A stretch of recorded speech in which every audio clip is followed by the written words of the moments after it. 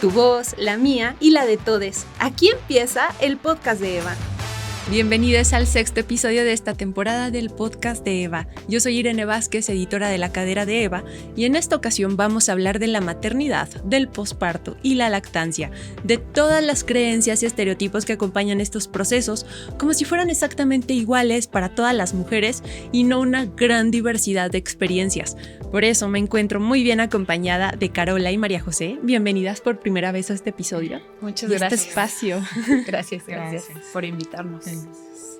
Y bueno, antes de empezar con nuestras dudas, quiero presentarlas porque tenemos muchas preguntas, pero primero, Carola Pérez es psicóloga perinatal y educadora perinatal, dula y feminista, mamá de 2 niños, está especializada en psicoanálisis y apoya la maternidad desde una perspectiva feminista.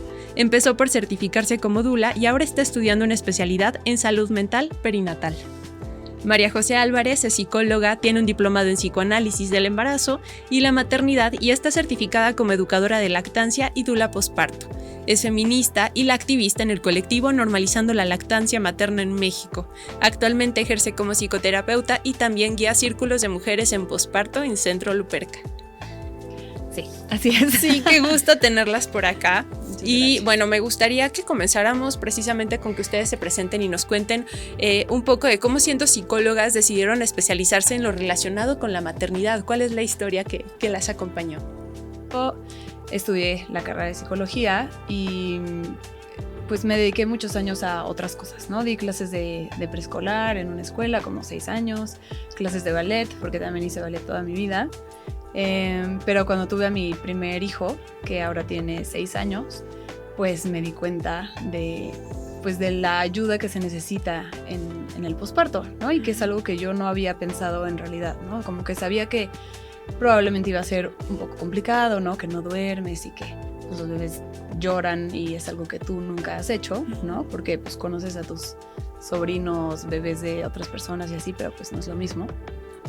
Y cuando tuve a mi hijo, fue como un shock de realidad. No tuve depresión postparto ni nada, pero sí fue un cambio gigante, ¿no? Fue como un parteaguas en mi vida, pues por lo que significó, ¿no? Tener que renunciar a muchísimas cosas, mi identidad como que sentí que se había perdido, como que de repente dije, ¿quién soy, no? Como que ya mis prioridades cambiaron, obviamente sentí que perdí como libertad, que realmente cambia, ¿no? No es tanto que lo pierdas, pero bueno, eso te vas dando cuenta, ¿no? De entrada sí fue como ya no puedo hacer nada en esta vida, más que ser mamá, y esto no va a cambiar, ¿no? Aparte de que al principio pues tu bebé es chiquitito y sientes que así va a ser para siempre y que para siempre vas a tener que estar ahí con él y que no existe nada más que eso. Y cuesta trabajo como darte cuenta de que no, efectivamente el tiempo va pasando, tu bebé va creciendo y tú también vas cambiando, te vas adaptando y te vas sintiendo de distinta manera. Pero yo pensé, si yo no tengo depresión postparto, porque realmente no me sentía triste, nada más me sentía como perdida, pues no me imagino una mujer que sí tiene depresión, ¿no? O una ansiedad grave, ¿no? Como que debe de ser algo durísimo. Entonces dije, me quiero dedicar a la maternidad, ¿no? Y además, como yo tuve dula de parto y me encantó, a mí mi dula de parto me ayudó pues muchísimo en mi parto. Para mí fue como fue la diferencia, ¿no? O sea, yo creo que yo lo tuve natural y sin epidural ni nada, pero siento que si no hubiera tenido dula, hubiera dicho, adiós, inyéctenme ahorita y se acabó, ¿no? Y en cambio tuve esta dula que me apoyó. De hecho, tuve 2 dulas en mi primer parto porque loca. Y entonces, como que desde ahí dije, está increíble, ¿no? O sea, todo el embarazo, parir y luego el posparto y todo lo que significa a nivel mental y emocional. Y pues eso, ¿no? Después encontré ese diplomado que se enfocaba en maternidad y en embarazo y maternidad. Y dije, de aquí soy, o sea, lo tengo que tomar. Y me encantó, ¿no? Y para poner un poquito en contexto antes de seguir avanzando, ¿podrías contarnos de qué se trata el trabajo de las dulas? ¿Quiénes son? Sí, mira, yo soy dula posparto y también, Caro, de hecho tú también eres de parto, ¿verdad? Sí, yo soy dula de parto. Pues las dulas de parto son estas mujeres increíbles que te acompañan desde el embarazo, ¿no? Algunas te dan, de hecho, cursos y cosas para parir y todo esto. Y luego te acompañan realmente en el parto, que puede ser realmente cualquier tipo de parto, ¿no? El parto natural o cesárea. Bueno, sé que algunas no acompañan en cesárea, pero en general sí. ¿Por qué? Porque no tiene nada que ver cómo es tu parto, sino es como todo el proceso de convertirte en mamá, parir, ver a tu bebé, shock, todo, ¿no? Y te apoyan pues muchísimo, ¿no? Te acompañan, a veces yo las llamo como las anestesias humanas, porque justamente ¡qué bello! Te calman, ¿no? Sí. Y te hacen sentir bien, te echan porras, te agarran de la mano, te hacen masajes, te dan de comer lo que necesites. Y está increíble, es como este retorno a lo que solía ser en las tribus, ¿no? Cuando vivíamos en comunidad y las mujeres se acompañaban, ¿no? Unas parían, tú veías cómo parían, otras amamantaban, veías cómo amamantaban y así aprendías, ¿no? Ahora eso no pasa, ¿no? O sea, de hecho, en general, estás en el hospital tú sola con un doctor que te está diciendo qué hacer, cosa que no debe pasar, y ya, ¿no? Y entonces pues puede ser terrible, ¿no? Incluso traumático. Entonces, estas mujeres pues están ahí para como regresar a esta parte femenina de la tribu, del acompañamiento, de la energía femenina que se necesita en esos momentos. Carola, por favor, cuéntanos. Bueno, mi historia es más o menos parecida. Bueno, yo estaba estudiando psicoanálisis. Bueno, soy psicóloga, estaba estudiando psicoanálisis y me fui a Costa Rica por decisión que tomamos mi esposo y yo, y dejé mi maestría ahí pendiente. Y en ese momento pues tenía pacientes en línea, pero como que todavía no funcionaba muy bien el tema en línea, entonces eventualmente dejé de tener pacientes. Y bueno, me embaracé, pero me embaracé después de 2 años de buscar bebé, entonces como que yo estaba totalmente idealizada y romantizada con el tema de los bebés, de los hijos, porque en ese momento es lo que más quería.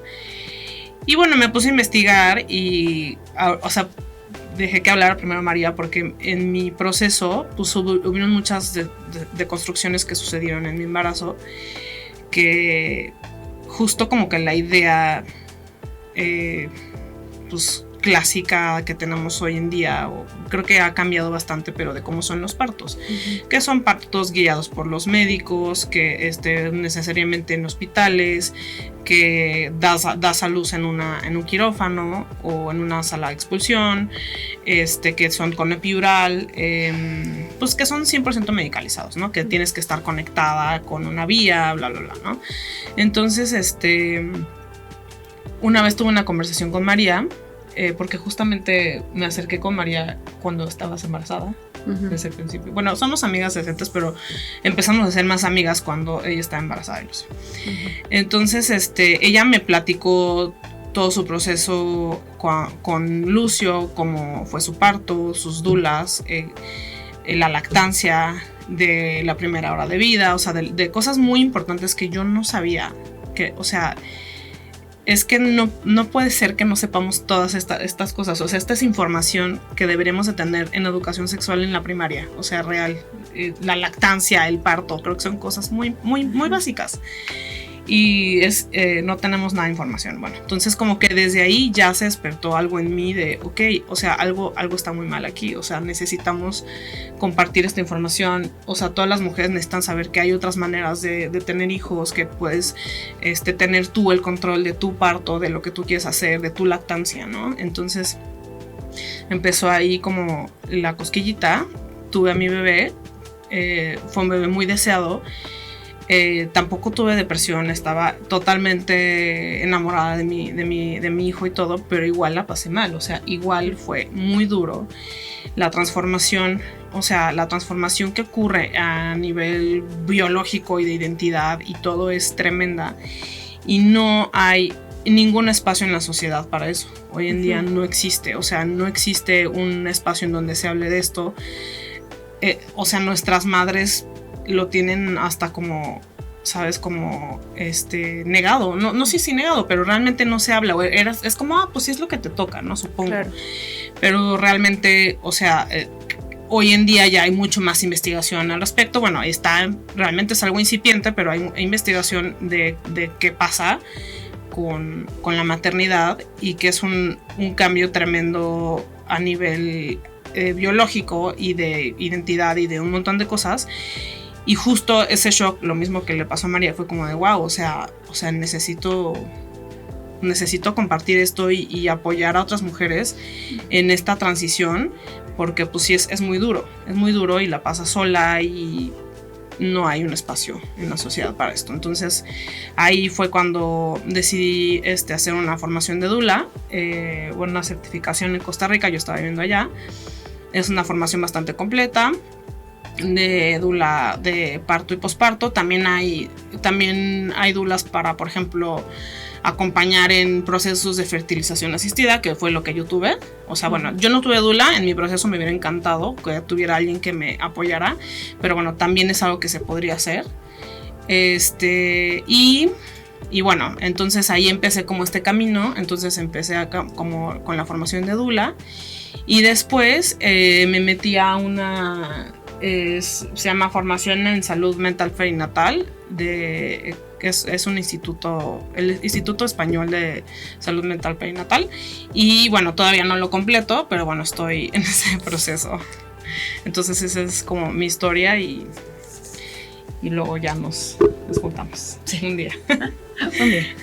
Y me parece muy interesante cómo mencionan que se vive el proceso de maternidad de una manera muy solitaria y como aislada. Y quería preguntarles si ustedes consideran que la conversación en torno a la diversidad de experiencias posparto y de lactancia se ha abierto mucho más en los últimos años, si ha habido un cambio. ¿Cómo lo han percibido ustedes?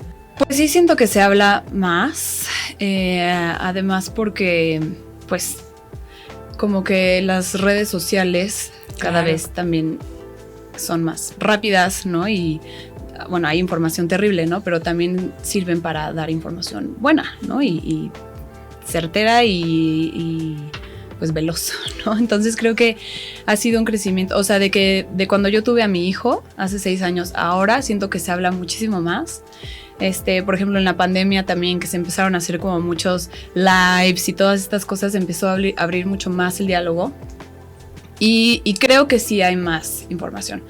De todas maneras, siento que es para un sector, ¿no? Como más privilegiado. También, que bueno, que de todas maneras hay muchísimos abusos, ¿no? En sectores, pues como, en todos los sectores, ¿no? Pero bueno, creo que sí se habla un poco más.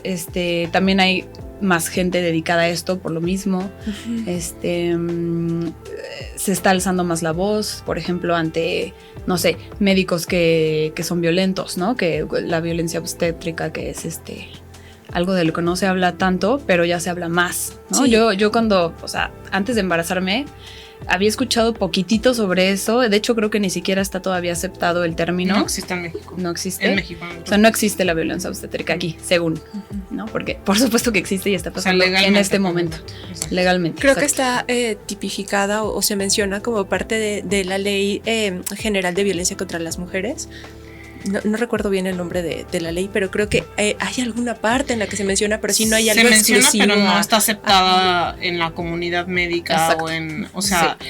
En el colegio de obstetras, así, o sea, no existe la violencia obstétrica. Aquí de hecho, hay una carta que dice no existe, o sea, no se acepta el término, exacto. No existe. Pero bueno, digamos que en términos generales ya se ha abierto más el diálogo, las mujeres están un poco más informadas y pues todavía no hay tantos médicos que son chingones, que son pues pro parto respetado, pro lactancia, etcétera, pero cada vez hay un poco más, o por lo menos empiezan a sentir la presión de que, bueno, tenemos que ir cambiando. Sí. Por ejemplo, en la carrera de medicina sigue sin haber, creo que, una sola clase de lactancia, en la de pediatría. O sea, está muy cañón, porque los pediatras no saben de lactancia. ¿De qué saben? De fórmulas. ¿Y por qué saben de fórmulas? Pues porque les dan porque las fórmulas dinero. Pagan. Pues, sí. Y eso es tremendo, tremendísimo, porque además pues es antiético, ¿no? O sea, obviamente la lactancia 100%. Materna es lo mejor para un bebé, ¿no? Por supuesto existe la fórmula para casos específicos, pero no tendría que estar como de entrada, ¿no? Como, bueno, pero le puedes dar fórmula. Pues no, vamos a intentar la lactancia.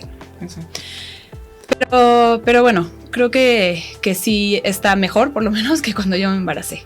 Sí, es definitivo. O sea, yo me acuerdo muchísimo que estaba embarazada, que mi hijo tiene 4 años y medio. Entonces, ponte, hace 5 años estaba yo embarazada. Y tengo hermanas más grandes que tuvieron a sus hijos en un hospital y les dieron fórmula en el hospital y estuvieron en cunero. O sea, para mí esa era la idea de un parto. Vas a un hospital, el bebé se queda en el cunero, le dan su fórmula en la noche. O sea, tú medio intentas dar de lactar 1 o 2 veces. O sea, como que esa era la idea que yo tenía de que así funcionaban los partos. Y entonces cuando hablé con María fue como de, o sea, claramente esto no tiene sentido porque cómo hubiéramos sobrevivido como humanidad si todos los bebés necesitaran fórmula al nacer. Claro. Porque la idea era de que es que no te ha bajado la leche y entonces necesita fórmula porque no te ha bajado la leche, ¿no? O sea, y eso es algo que durante muchos años los doctores recomendaron. O sea, muchísimos años desde que empezó el tema de la fórmula y el dinero que hay alrededor de la fórmula, pues empezó esta idea que es ultra violenta para las infancias y para las madres. Sí, que claro, de un inicio, digamos que el tema de la fórmula y la creación de la fórmula, pues fue algo, digamos, positivo en parte, porque también otorgaba como pues, libertad, ¿no? También claro, a las mujeres, sí. Como de, bueno, lo también les puedes dar, ¿no? Pero bueno, no es que seas esclava si estás amamantando, ¿no? También dependiendo de tu perspectiva, pero para mí ha sido liberador, ¿no? O he escuchado historias tipo, estuvimos en la carretera 8 horas parados y gracias a la lactancia mi bebé podía seguir tomando leche, ¿no? Si tú llevas fórmula, pues eventualmente se acaban, ¿no? Entonces creo que también en ese sentido, o no tienes agua para hacerla, ajá. Entonces, pues dependiendo de cómo lo veas, ¿no? Y hay un tema que me parece muy interesante porque ahorita que ustedes mencionaban sobre cómo está el imaginario de qué es un parto y el contacto con la lactancia, porque de acuerdo con datos del ENSANUD 2022, 9 de cada 10 madres mexicanas recibieron el consejo por parte del personal de salud de solo dar leche materna a sus bebés, o sea, de manera exclusiva la leche materna y también de consejos de cómo amamantar, ¿no? Y creo que esto nos da pie para hablar de las ideas que existen en torno a la lactancia, que son un montón, ¿no? De cómo debe vivirse. Entonces, la pregunta aquí es, ¿cómo se vive realmente? ¿Cómo es? Pues cada caso es específico. Sí, primero que nada, sí, o sea, así como hay maternidades, hay lactancias. O sea, creo que también está muy romantizada la lactancia. Hoy en día que se habla mucho más de la lactancia y está, digamos que hay una presión social, hay cierta presión social para la lactancia. Creo que pues también conlleva un estrés a las madres, sí. Por lo menos a madres que yo he atendido. Sí es un punto de estrés cuando la lactancia no funciona, pero no es que no funcione, cuando estás teniendo problemas, pero voy a regresarme un poquito.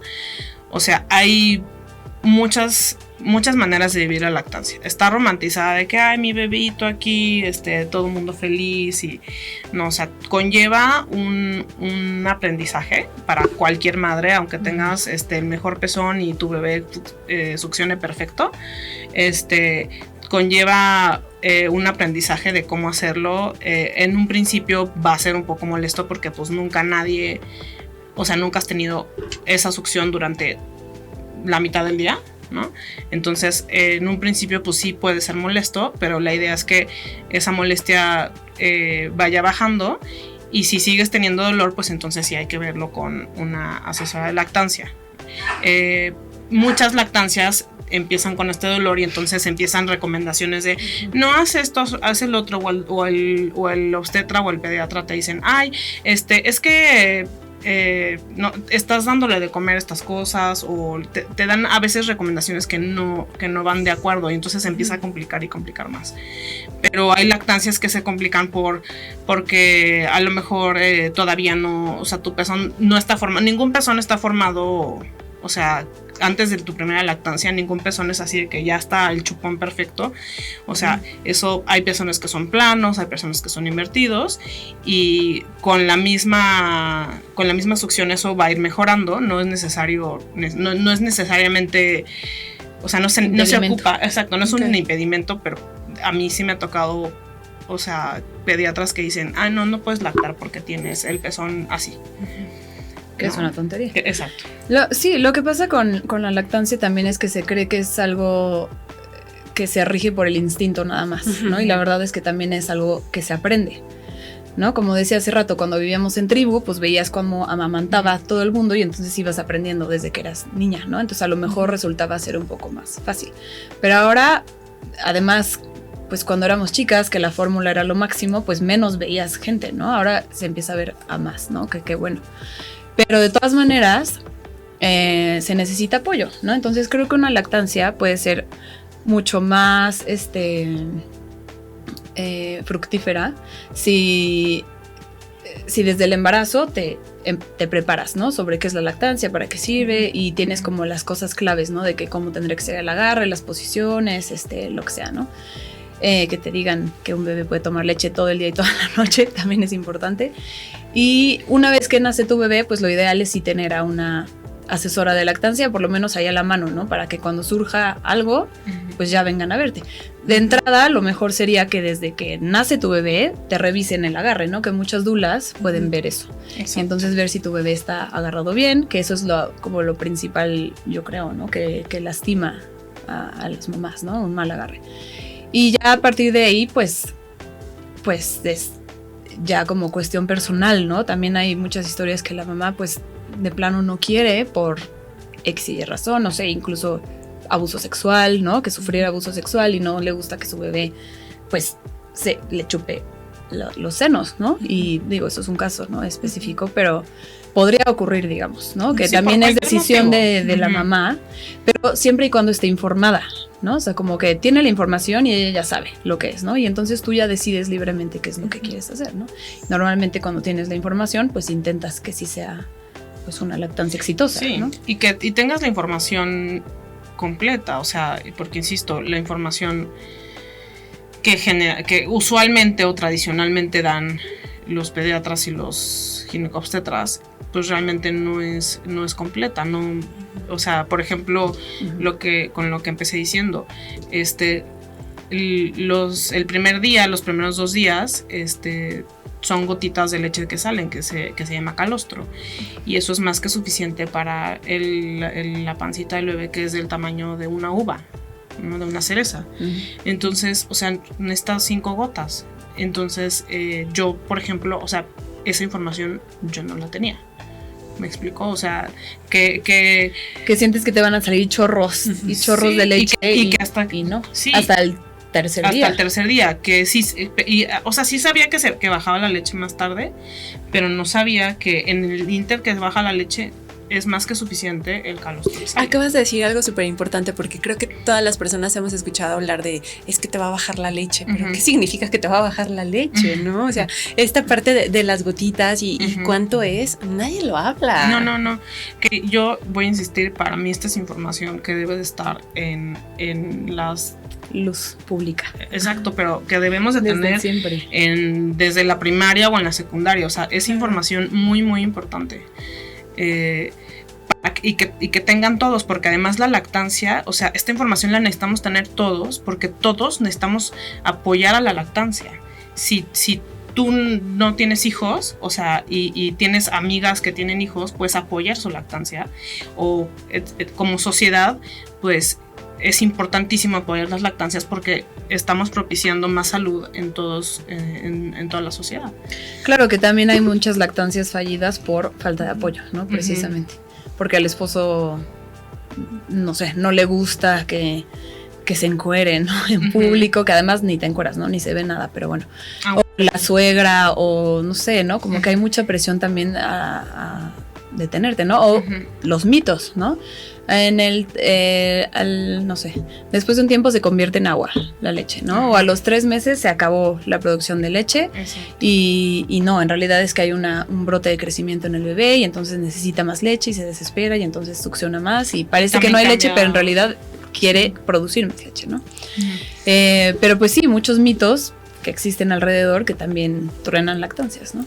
Claro, y esta parte es súper importante porque nos habla de la corresponsabilidad social que hay en torno a la lactancia, que no es una cosa exclusiva y aislada de quienes son madres o están amamantando, y pues no, es algo que nos implica a todas las personas. Y entonces pues preguntarles qué nos hace falta para que las mujeres que amamantan puedan continuar con su lactancia a la par que siguen con su vida en el exterior, o sea, ya sea en el trabajo, en el espacio público, que sabemos que realmente hay muy pocas medidas para que ellas puedan hacerlo de manera óptima y se sientan cómodas, ¿no?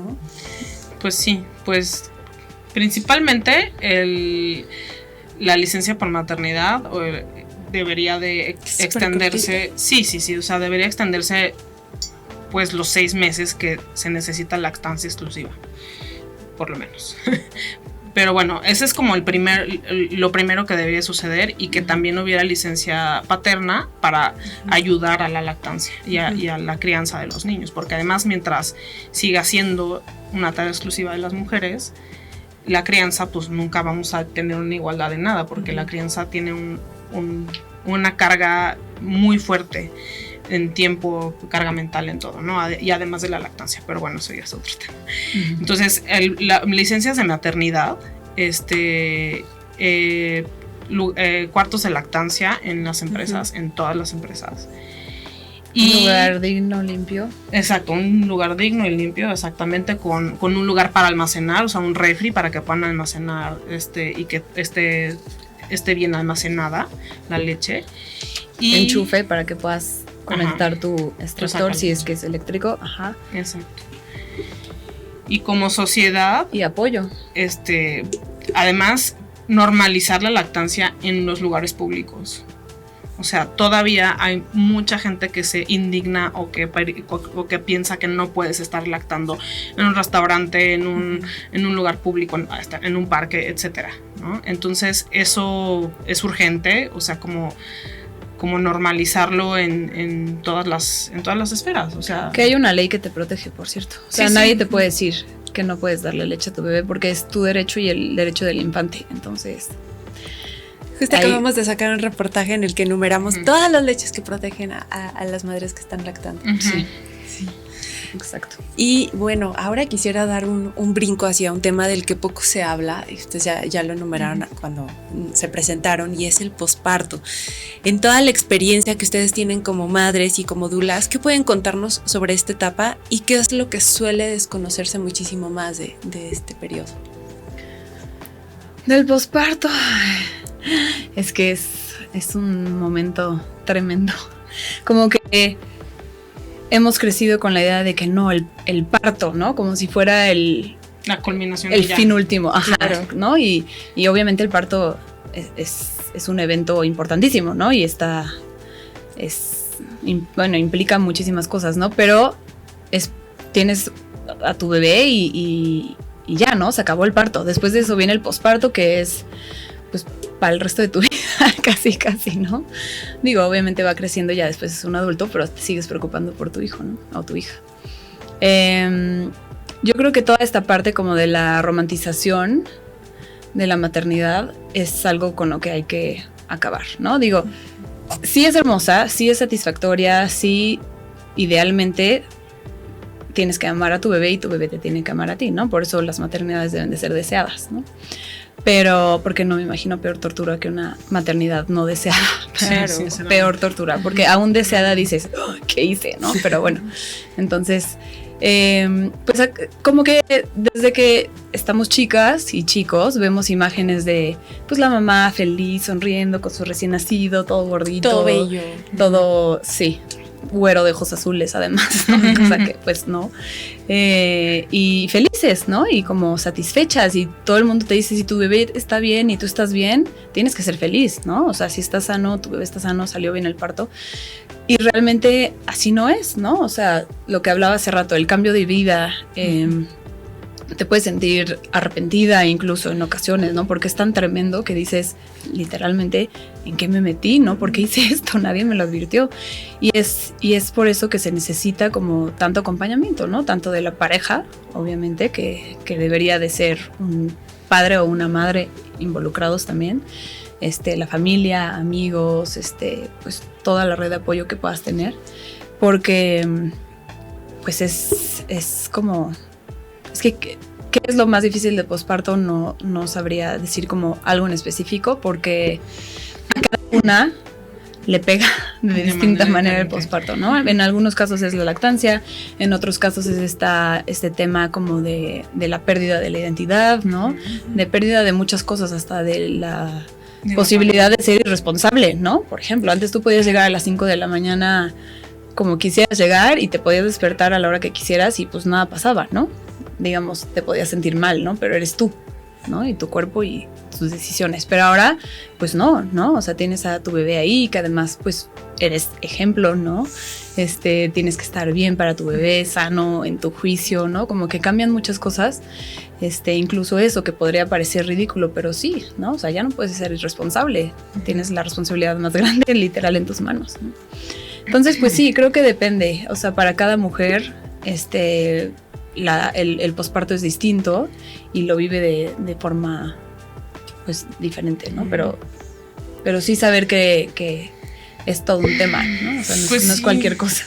O sea, desde el embarazo ocurren cambios en el cerebro que no vuelven a... O sea, que tu cerebro ya no vuelve a ser igual y todo tu cuerpo ya no vuelve a ser igual. De hecho, o sea, se estudia como un nuevo hito en el desarrollo de las personas, porque también los hombres, o sea, también la biología de los hombres cambian, en los padres, ¿no? O sea, en el caso que esté un padre involucrado, pues también cambia. Cambia más el de la mujer, pero ambos cambian. Entonces, es como una adolescencia en nada de tiempo, ¿no? O sea, como que es algo así como un cambio de cuerpo, de identidad, tus emociones están funcionando totalmente diferente de como tú estabas acostumbrada a manejar tus emociones. No estás pudiendo controlar cosas que antes a lo mejor sí podías como manejar y controlar fácilmente. Como dice María, para cada persona es diferente. Por ejemplo, hay alguien que a lo mejor está particularmente enojona o, ¿sabes? Como todo le dispara. O puede ser que estés sobrepreocupada por cualquier cosa, ¿no? O sobrepreocupada por cualquier cosa que le pase a tu bebé o sobre todo el bebé, ¿no? Así, o sea, como que hay muchas cosas que pueden estar como invadiendo a lo mejor tu mente, invadiendo tu tranquilidad, y la realidad es que toma y es un duelo de muchas cosas. Es un duelo de la persona que eras antes, que ya no vas a ser. Vas a ser una nueva persona que la tienes que construir, que eso es lo difícil. O sea, hay que construir a esta nueva persona y en el camino pues duele, ¿no? O sea, es como doloroso. También es una pérdida de la pareja, en caso que estés, pues criando en pareja. Es una pérdida de la pareja que eran antes de tener hijos a después de tener hijos. Pues sí, o sea, realmente la vida pues sí te cambia dramáticamente.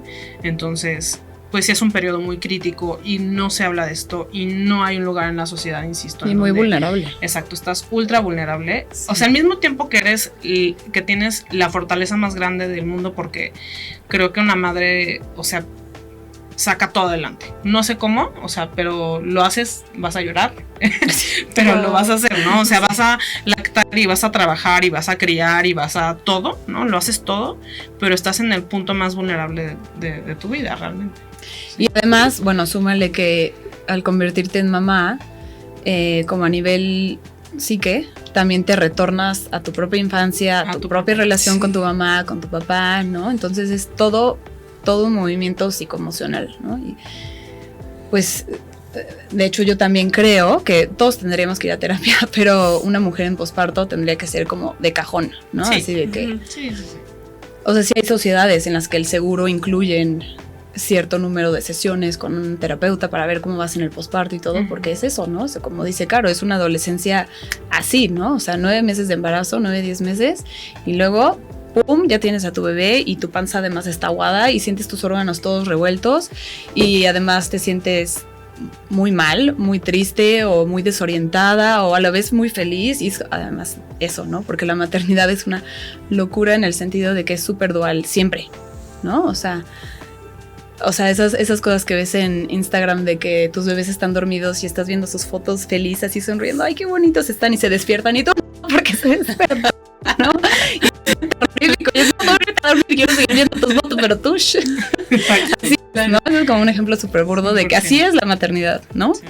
Entonces, y cómo los cambios hormonales que vivimos las mujeres es como si no existieran, o sea, apenas empieza a hablarse de la perimenopausia ya de una manera como mucho más abierta, ¿no? Porque es como va a ocurrir la menopausia y va a ocurrir la menopausia y quién sabe que vaya a ocurrir la menopausia, ¿no? Entonces ahora ya se empieza a hablar también un poco más de la perimenopausia y del posparto, o sea, hola, buenas noches, o sea, apenas y empezamos a nombrarlo. Sí, y ni siquiera se nombra, o sea, ni siquiera se nombra la parte como hormonal y lo difícil que es, porque biológicamente eres otra persona realmente.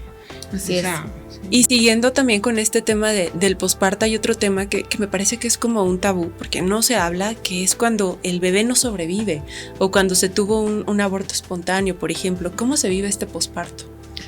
Pues también es muy duro, ¿no? Incluso mujeres que tienen pérdidas muy tempranas, ¿no? Por ejemplo, como el bebé no es solamente carne, ¿no? O sea, no es un pedazo de carne que vas a tener, ¿no? Implica muchas cosas a nivel psicológico, a nivel emocional. Cuando un bebé se está creando dentro de ti, tú ya le pones una carga emocional, ¿no? Y tienes como estas fantasías, ¿no? Estas ideas de que, ay, sí, le voy a poner tal nombre, ¿no? Le voy a poner su cuna, que no sirve para nada, pero su cuartito hermoso, ¿no? Voy a ser súper feliz, ¿no? Tienes imágenes de ti dándole leche, abrazándolo, sonriendo, jugando en el parque, ¿no? Entonces, toda esa idea, pues, también muere, ¿no? Cuando muere un bebé. Entonces, es una pérdida muy dura. Ocurre mucho, o sea, no tengo el dato de cuántas pérdidas hay como en gestacionales, no sé si tú sepas, pero pues sí pasa mucho, ¿no? Es frecuente, porque además pues sí, efectivamente la naturaleza pues sí es sabia, ¿no? O sea, si un bebé viene mal, ¿no? O tiene una malformación o algo, ¿no? Pues en general se pierde, ¿no? Entonces sí ocurre mucho, se habla poco y además se invalida muchísimo, ¿no? O sea, como que siempre es, bueno, pero te puedes embarazar otra vez, ¿no? O como, bueno, pero a lo mejor así tenía que ser, ¿no? No sé, tú estás bien, ¿no? Aquí sigues y o como que se invalida, ¿no? O, ajá, exacto, ya tienes al otro grande que ya está aquí y mira lo que bonito es, entonces para adelante, ¿no?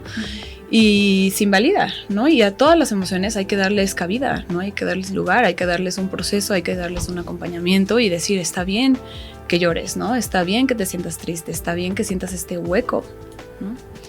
Y pues eso creo que es como lo más duro que no pasa, o sea, no hay como esta cultura de hacer a un lado las cosas, ¿no? Como que, bueno, ya lo perdiste y para adelante y te puedes volver a embarazar y pues no es así, ¿no? No es tan fácil de vivirlo.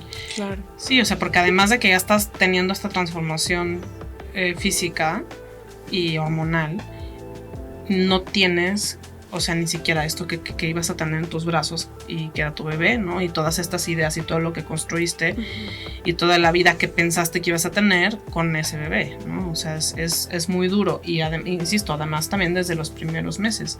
O sea, de hecho yo, o sea, pienso que este tabú de no decir nada los primeros 3 meses es justo como anular por completo este duelo, porque toda madre que, o sea, que tengas, no sé, las semanas que tengas de haberte embarazado, pues ya te creaste estas emociones, ya las tienes, o sea, no es como que no las tengas. Entonces, claro.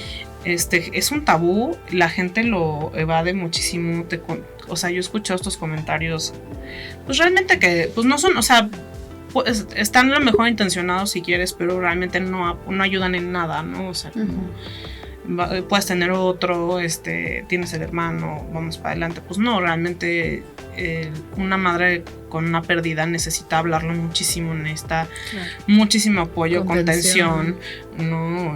Saber que sus emociones son válidas, que lo que está viviendo es totalmente válido, que es un proceso. Ojalá poderse acompañar de círculos de mamás que también hayan tenido una pérdida, eso funciona muy bien. Y nombrarlo en la sociedad, hablar de esto, porque es un tema súper tabú y la gente lo minimiza un montón. Sí, respecto a lo que dijiste, Caro, de los primeros 3 meses, ¿no? Que es como no digas nada, no vaya a ser que algo pase, ¿no? O lo que sea. Pues sí, yo creo que al principio siento que no lo entendía, o sea, antes de embarazarme como que sí era, no, sí hay que esperar porque qué tal, ¿no? Pero ahora lo veo y es, no, o sea, sí, a tus personas por lo menos más cercanas, ¿no? En quien confíes, tu mamá, tu hermana, amigas, ¿no? Que sí les puedas contar, ¿no? Porque si existe una pérdida además, pues las tienes a ellas para que te apoyen, ¿no? Para que estén ahí contigo y te abracen y te ayuden, ¿no? A ir a terapia o buscar un círculo de mujeres o lo que sea. Si no le dices a nadie, qué terrible vivir esta pérdida sola, ¿no? Y ustedes hablaban muchísimo de la importancia del apoyo, de estos círculos de apoyo, y empezamos también hablando de la importancia de todo lo relacionado con la maternidad, de la corresponsabilidad. Entonces me gustaría cerrar de la misma manera y preguntándoles cómo podemos contribuir todas las personas a cuidar la salud mental de quienes son madres. ¿Qué podemos hacer en ese sentido? Pues primero, no juzgar su maternidad. O sea, en general, no opinar acerca de la maternidad de otra persona, ¿no? Yo creo que eso es muy, muy importante. No lo sabemos hacer realmente, o sea, suena bastante fácil de hacer, pero la gente no lo hace. Realmente las madres somos juzgadas en todos los círculos, por gente cercana, por gente lejana, por si das lactancia, si no das lactancia, si se duerme contigo, si hiciste sleep training, o sea, millones de cosas, ¿no? O sea, las madres somos juzgadas por todo. Entonces yo creo que punto número 1,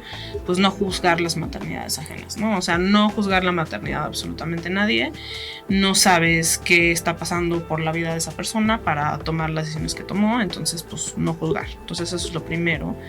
Segundo, me parece muy importante compartir esta información, ¿no? Compartir información de qué pasa en un embarazo con una mujer, de qué pasa en su posparto, de qué pasa con la lactancia, y que toda la sociedad sepa, porque yo creo que si hay esta información, pues hay mucho más empatía, hay mucho más espacios para nosotras, ¿no? Hay mucho más contención para las madres, pero como no es algo que no es una información que se divulgue, no es algo que le incumba a la sociedad en este momento, pues entonces pues no existe, ¿no? Entonces creo que sería muy importante pues que haya más educación en general en este aspecto.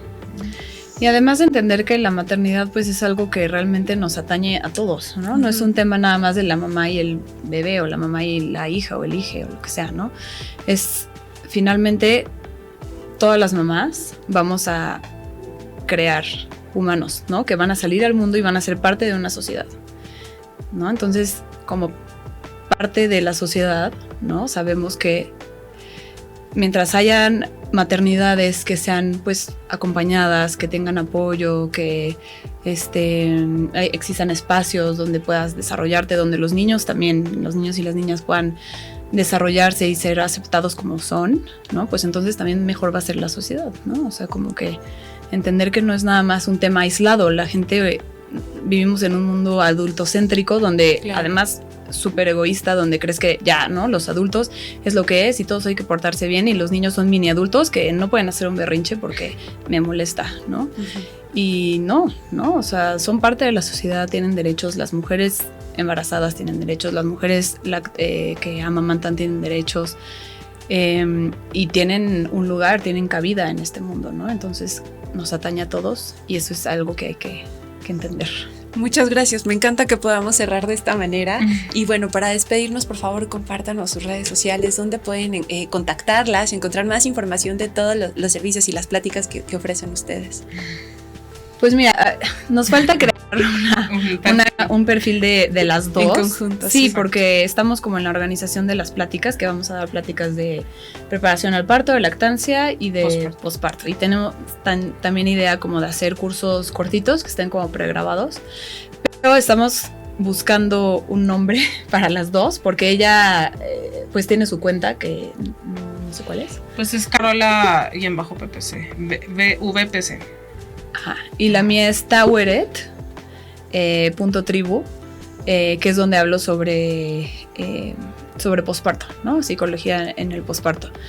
Pero bueno, ahí yo creo que voy a estar subiendo cosas y a ver si pues ya cuando tengamos la cuenta bien establecida y el nombre y todo, obviamente les informamos a ustedes para que también seremos las más felices, por favor, sí, de darla a conocer. Muchísimas gracias por acompañarnos. Muchas gracias también. Gracias por invitarnos.